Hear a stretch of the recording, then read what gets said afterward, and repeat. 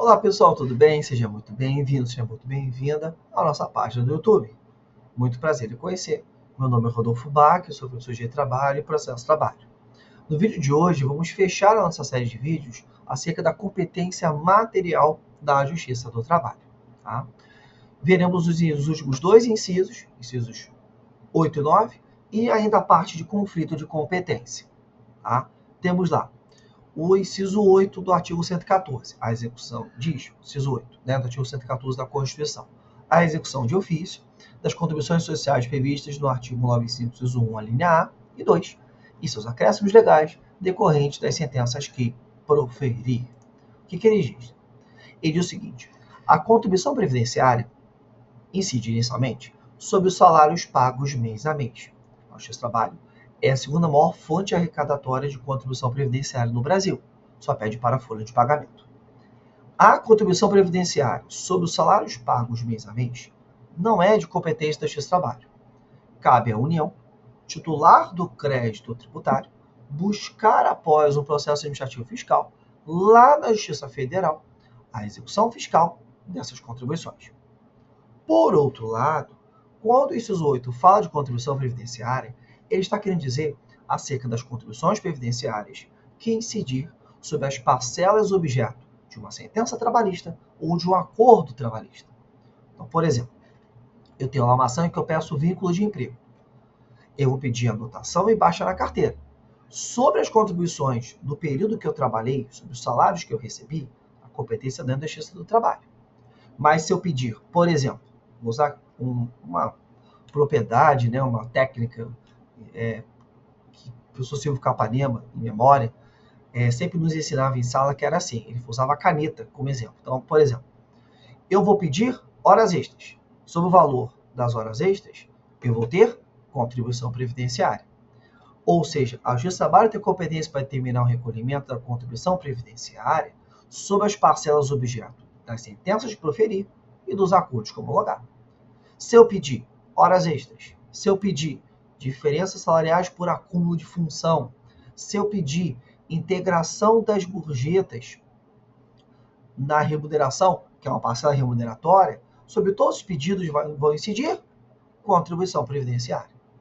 E aí eu vou pedir o principal e o acessório. E é aquela regra do acessório segue o principal. Por isso que a nossa execução trabalhista, ela tem duas execuções ali dentro, do valor principal e do acessório. Eu vou executar nos mesmos autos. Beleza? Show de bola. Isso está onde? Vou tirar a fundamentação que ele é longa. Artigo 876, parágrafo único da CLT. Súmula 368, inciso 1 do TST. Súmula vinculante 53 do Supremo. Beleza? Show de bola. Vou repetir para ficar claro, para você poder anotar. Artigo 876, parágrafo único da CLT. Súmula vinculante 53 do Supremo.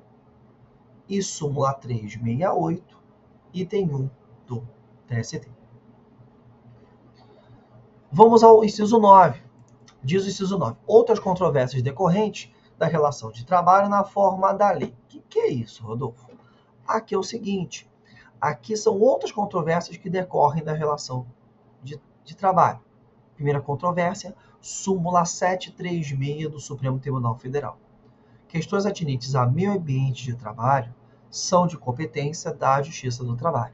Súmula 736 do Supremo Tribunal Federal.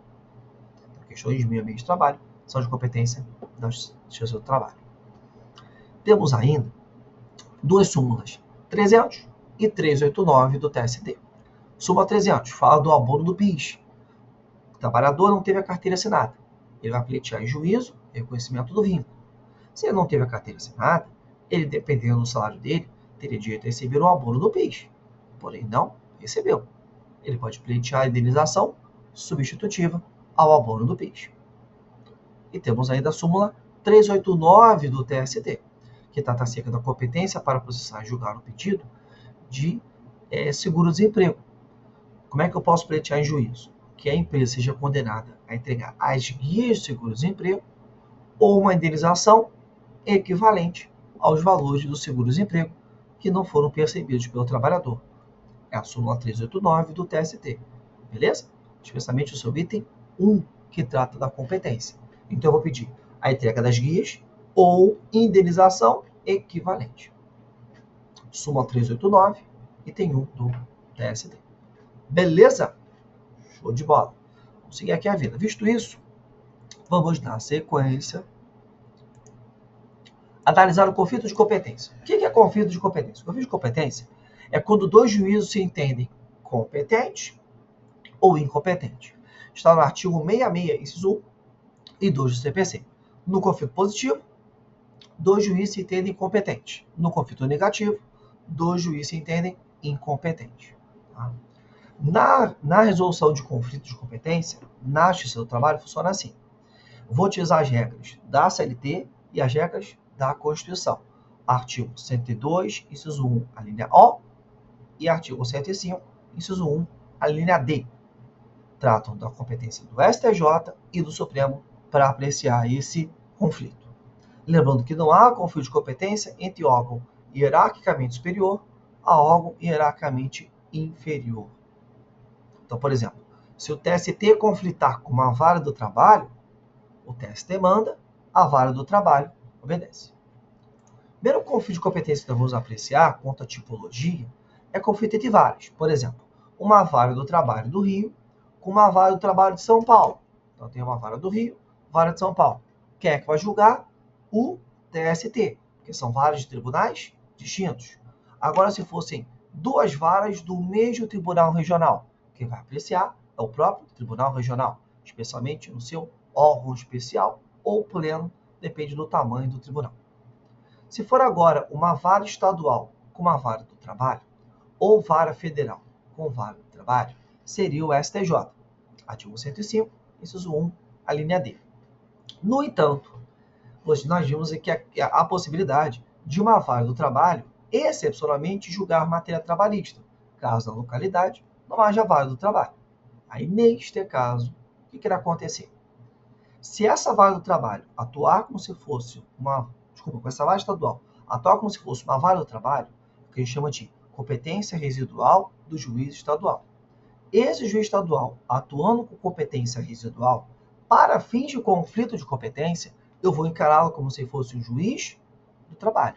Então, tem uma vara estadual do interior do Pará, conflitando com uma vara do trabalho do TRT do Pará, essa vara estadual que tem atuação como se fosse uma vara do trabalho do Pará, está conflitando como se fosse uma vara do trabalho com uma vara do trabalho.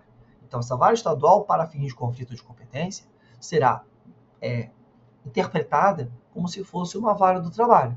E eu teria a vara do trabalho do Pará, a vara do trabalho do Pará. Quem é que vai julgar? O TRT do Pará, por exemplo. Agora, se for uma vara estadual atuando em matéria trabalhista do Pará, com uma vara do trabalho do Rio, aí eu teria uma vara do trabalho do Pará com uma vara do Rio. Quem é que julga? TST. Tá bom? Então, lembrar da competência residual que nós vimos, artigo 112 da Constituição e 668 da CLT. Agora, conflito entre tribunais. TRF com TRT. TRT com TJ. STJ que julga. 105, inciso 1, a linha D. Agora, TRT1 com TRT2. Rio e São Paulo. TST. Artigo 3º, inciso 2, a linha B, da Lei 7701 de 88. Artigo 3º, inciso 2, a linha B, da Lei 7701 de 88. Agora, conflito entre órgãos de instâncias distintas. Por exemplo, vara do trabalho com TRF, vara do trabalho com TJ, STJ. 105, inciso 1, a linha D. TRT com vara federal, TRT com vara estadual. 105, inciso 1, a linha D. Qualquer conflito que envolva tribunal superior. Qualquer conflito que envolva tribunal superior, o Supremo Tribunal é que irá dirimi-lo. Artigo 102, inciso 1, a linha O. Beleza?